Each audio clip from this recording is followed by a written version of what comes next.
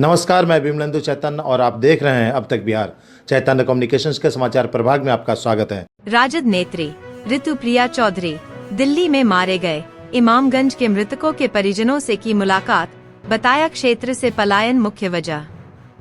इमामगंज विधानसभा के भावी प्रत्याशी राजद के महिला प्रकोष्ठ के प्रदेश सचिव ऋतुप्रिया चौधरी इमामगंज क्षेत्र का लगातार सघन दौरा कर रही है।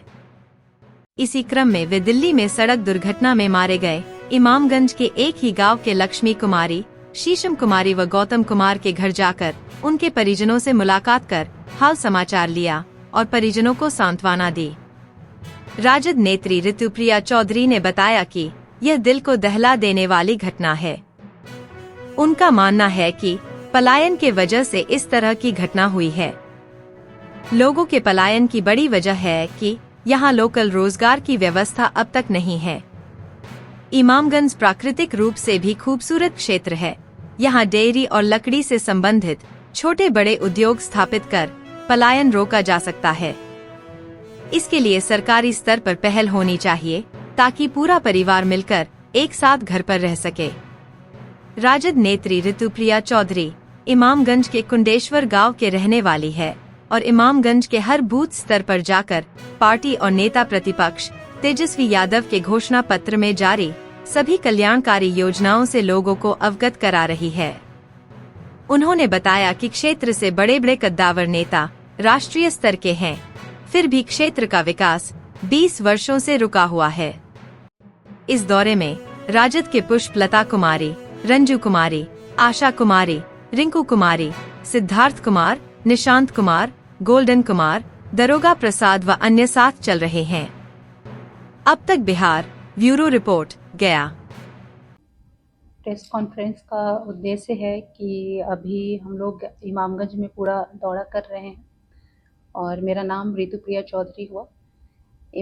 अभी हम राजद के प्रदेश सचिव हैं और हम खुद आर्किटेक्ट हैं, NIT पटना से पढ़े हुए हैं और हम लोग इमामगंज विधानसभा में टिकट के लिए प्रयासरत हैं। और अभी जो घटना हुई है, जो दिल को दहला देने वाली घटना, जो मांझी परिवार के मांझी एक ही गांव के 35 लोग गए थे कंस्ट्रक्शन साइट पे काम करने दिल्ली। वहाँ पे उनके साथ जो दर्दनाक घटना हुई, जो टायर फट जाने की वजह से, टेम्पो पलट जाने की वजह से 35 लोग घायल हुए हैं और जिसमें से 4 लोगों की मृत्यु हो गई है, जिसका नाम है लक्ष्मी कुमारी, शीशम कुमारी और गौतम कुमार।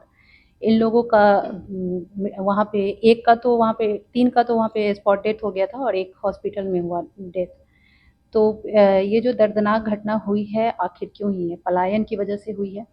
तो हमारे क्षेत्र में इतना कमी है, हमारे क्षेत्र में, हमारा क्षेत्र इमामगंज क्षेत्र, जो कि अगर आप देखेंगे तो इतना खूबसूरत क्षेत्र है, हर चीज़ अवेलेबल है यहाँ पे, पहाड़ है, पानी है, ग्रीनरी है, सब कुछ है। इसके बावजूद भी हम लोग इतना पीछे हैं कि लोगों को पलायन करना पड़ रहा है रोजगार के लिए अपने क्षेत्र से बाहर जाना पड़ रहा है, अपने परिवार से बाहर जाना पड़ रहा है। आखिर ऐसा क्यों हो रहा है? क्यों हमारे क्षेत्र में लोकल रोजगार की व्यवस्था नहीं है?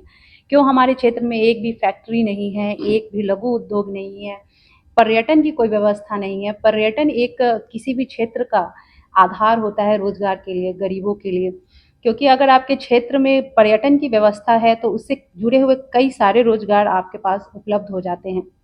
जैसे कि आप कहीं भी चले जाइए, अगर एक छोटा सा भी मंदिर है तो वहाँ पे आप देखेंगे मंदिर के बाहर कई सारे दुकान खुले होते हैं, छोटे छोटे। तो वो सब क्या है? एक रोजगार का व्यवस्था है, आइसक्रीम का दुकान हो गया, ये हो गया। लेकिन हमारे यहाँ पे ऐसी छोटी छोटी व्यवस्थाएं भी नहीं हैं।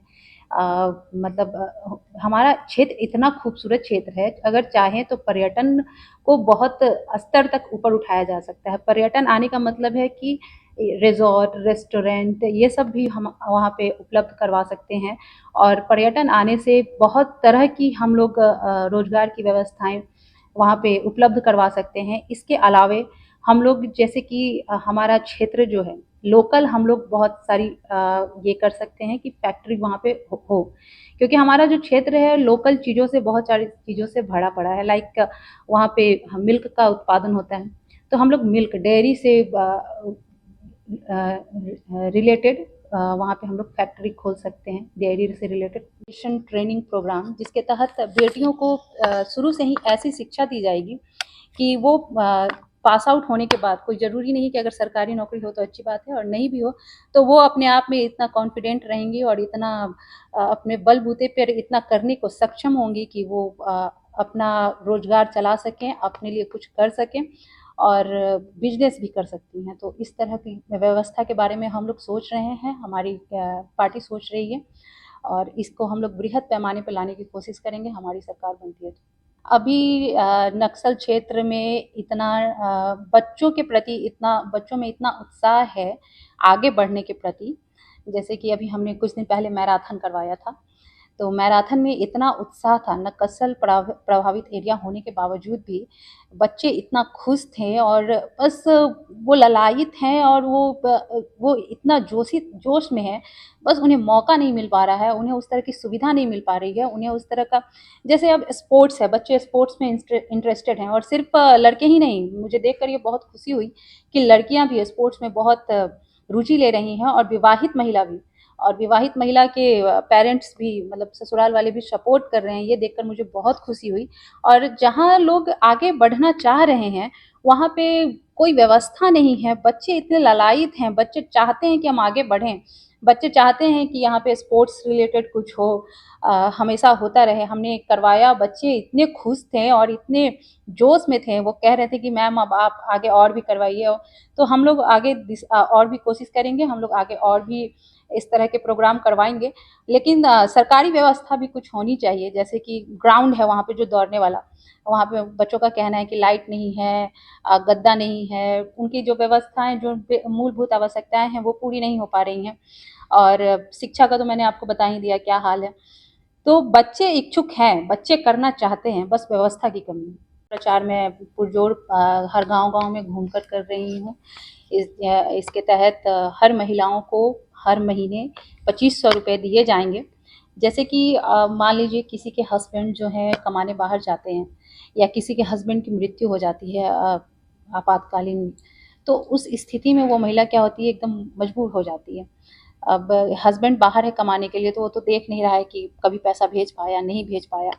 तो इस स्थिति में 2500 रुपये अगर हर महिला के अकाउंट में जाता है, हर महिला के पास जाता है, तो ये एक बहुत बड़ी उन लोगों के लिए स्तंभ है, उन लोगों के लिए बहुत एक कम से कम वो अपने बच्चा अगर बीमार पड़ता है तो बच्चे की दवाई के लिए किसी के आगे हाथ फैलाने की ज़रूरत नहीं है।